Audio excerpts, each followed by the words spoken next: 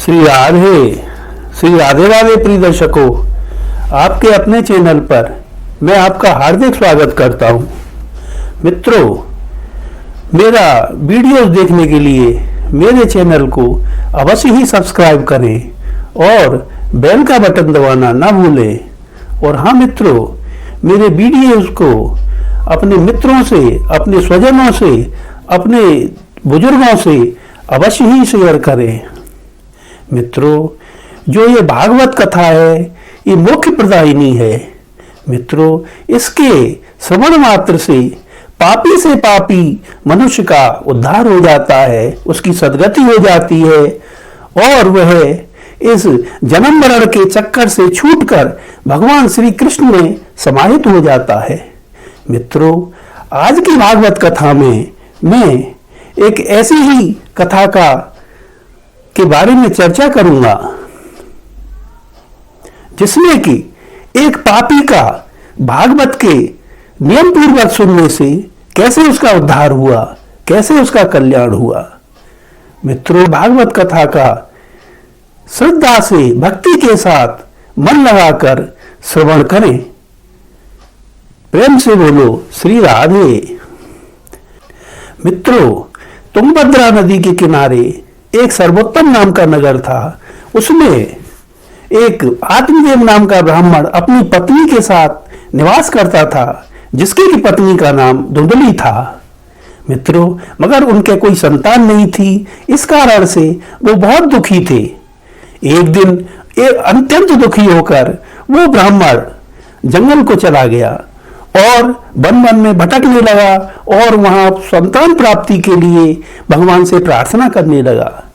एक दिन वो प्यास से व्याकुल होकर एक तालाब के किनारे पानी पीने की इच्छा से वहां जाकर बैठ गया।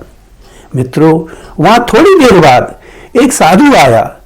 पानी पीने की इच्छा से साधु जब वहां पहुंचा तो उसने देखा कि जो आत्मदेव नाम का ब्राह्मण है वो बहुत दुखी था। तब साधु ने उस ब्राह्मण से उसके दुख का कारण पूछा।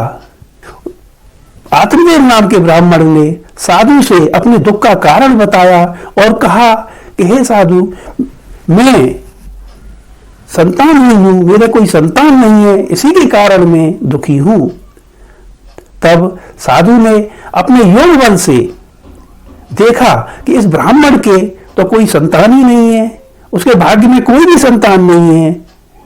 तब साधु ने उस ब्राह्मण से कहा कि हे ब्राह्मण देव, आपके भाग्य में तो संतान है ही नहीं।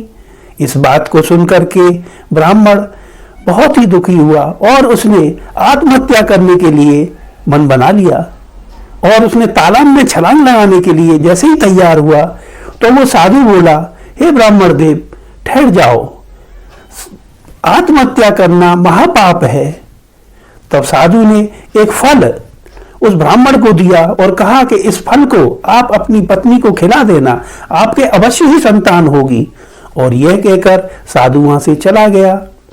मित्रों, आत्मदेव नाम का ब्राह्मण वहां से बहुत ही खुशी खुशी प्रसन्न होकर उस फल को लेकर अपने घर आया और उसने उस फल को अपनी पत्नी को देकर कहा कि यह फल मुझे एक साधु ने दिया है, आप इसको खा लो, इससे हमारे अवश्य ही संतान होगी। अच्छा, तो मित्रों, अब मैं आज्ञा चाहता हूं और यहां से आगे की कथा मैं अपने अगले एपिसोड में लेकर आपसे मुलाकात करूंगा। और हाँ मित्रों, इसी आशा के साथ कि आप अपने माता पिता की श्रद्धा, भक्ति एवं मन लगाकर सेवा करिए, उनको खुश रखिए। भगवान गोविंद देव जी, भगवान श्री राधा कृष्ण जी आपका कल्याण करें, आपका कल्याण हो। धन्यवाद। राधे राधे।